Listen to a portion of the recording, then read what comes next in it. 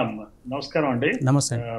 Panellist అందరికీ నమస్కారం. Sir ఇప్పుడు రిజర్వేషన్లు బీసీలు, ఎస్సీలు, ఎస్టీలు కొంతమంది కొన్ని మైనారిటీ కులాలకు ఉన్నాయి అంటాం అనేది కాదండి. యాక్చువల్ గా నిజం చెప్పాలంటే ఈ రిజర్వేషన్ ఉన్నదే మన ఆంధ్రప్రదేశ్ తీసుకుంటే కమ్మ, రెడ్డి, వెలమ, బ్రాహ్మణ, వైశ్య రాజుల కులాలకి రిజర్వేషన్లు ఉన్నాయి. అంటే వాళ్ళకి అధికారమే మొత్తం ప్రజాస్వామ్యంలో ఎమ్మెల్యే పోస్టులు వాళ్ళకే రిజర్వ్డ్, సీఎం పోస్టులు వాళ్ళకే రిజర్వ్డ్, అలానే ఒక డీజీ పోస్టు, ఒక చీఫ్ సెక్రటరీ పోస్టు, అన్ని ప్రధానమైనటువంటి జడ్జిల పోస్టులు కూడా వాళ్ళకి రిజర్వ్డ్. యాక్చువల్ గా వాళ్ళకి రిజర్వ్డ్ అయితే మనకి రిజర్వేషన్స్ అని అంటున్నారు. అందుకనే వాళ్ళు అది చాలదన్నట్టు వ్యాపారాల్లో వాళ్ళకే రిజర్వేషన్స్ ఉన్నాయి, మీడియా సంస్థల్లో వాళ్ళకే రిజర్వేషన్స్ ఉన్నాయి.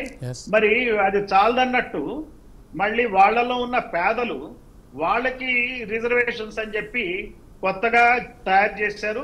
ఈ రిజర్వేషన్లకు వాళ్ళు ధర్నాలు ఎందుకు చేస్తారండి? వాళ్ళదే అధికారం ఉంటే వాళ్ళే కదా సీఎంలు, పిఎంలు, సిఎస్లు, డీజీలు, జడ్జిలు అంతా వాళ్లే కదా. వాళ్ళు అయినప్పుడు వాళ్ళు ధర్నాలు చేయాల్సిన అవసరం ఏంటి నాకు చెప్పండి.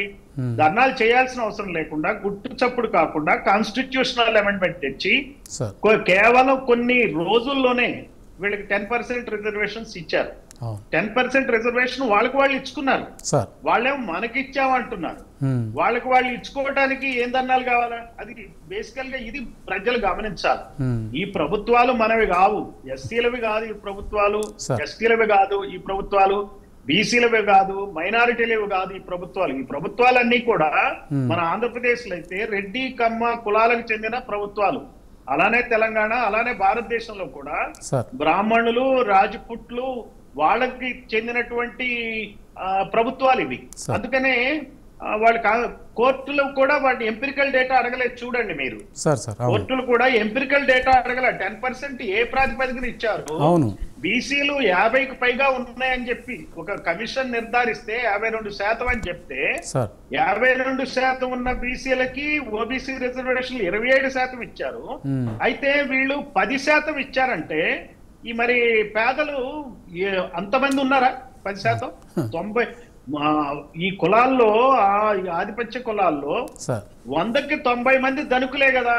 అంబానీలు, అదానీలు, మరి మీడియా సామ్రాజ్య నేతలు, వ్యాపారస్తులు అన్ని ఆ కులాల వాళ్లే కదా. ఒక ఎస్సీకి ఏమన్నా మీడియా ఉందా, వ్యాపారం ఉందా, లేకపోతే ఏదన్నా మల్టీనేషనల్ కంపెనీ ఉందా? బీసీలకు ఉందా, ఎస్టీలకు ఉందా, మైనారిటీలకు ఉందా? ఏమున్నాయి చెప్పండి?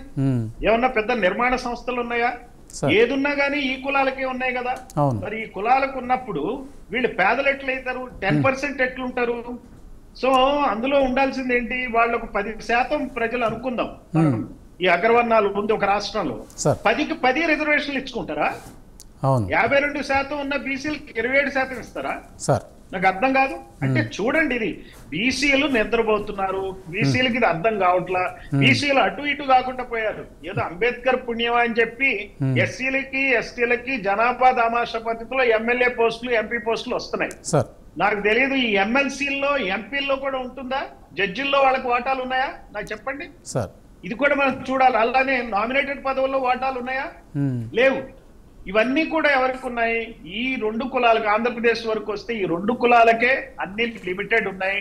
అవి వాళ్ళకి రిజర్వ్డ్, మనకి రిజర్వేషన్స్ లేవు. ఇది అర్థం చేసుకోవాలి ప్రజలు. ఇది అర్థం చేసుకుని ఈ ప్రభుత్వాల యొక్క చేసేటువంటి అన్యాయం, అక్రమాన్ని ఎండగట్టాల్సిన అవసరం ఉంది. ఇంకొక విషయం అండి, ఈ రిజర్వేషన్ 27% ఇచ్చామని చెప్తున్నా కేంద్ర ప్రభుత్వ సంస్థల్లో గానీ, ఐఐఎంలో గానీ, ఐఐటీల్లో గానీ పదవుల్లో ఏమి రిజర్వేషన్స్ లేవు. ప్రొఫెసర్స్ ఇంకా ఫిలప్ కాల. జాయింట్ సెక్రటరియల్ పోస్టులు జనాభా ఈ రిజర్వేషన్ల ప్రకారం ఓబీసీలు ఇంకా ఫిలప్ కాల.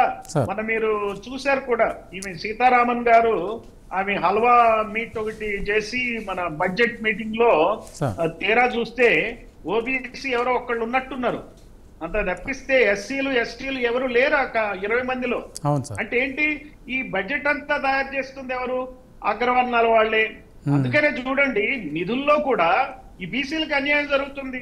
బీసీ నిధులన్నీ ఆ కమ్యూనిటీకే రిజర్వ్డ్. ఈ బీసీలకి, ఎస్సీలకి, ఎస్టీలకి, మైనార్టీలకి నిధులు లేవు. ఒకనొక సమాచారం ప్రకారం బీసీలకి బడ్జెట్ లో 22% నిధులు ఉన్నాయని చెప్తున్నారు. సార్. మరి అవి కూడా మనం తేల్చాల్సిన అవసరం ఉంది. Yes. మరి ఈ సందర్భంగా నేను ఇది ప్రజల్లోకి వెళ్ళాలండి, ప్రజలకు చెప్పాలి. బహుజన్ సమాజ్ పార్టీ ఆ డైరెక్షన్ లో ఖచ్చితంగా పనిచేస్తుంది, ఈ విషయాన్ని ప్రజల్లోకి తీసుకెళ్తుంది. Thank you.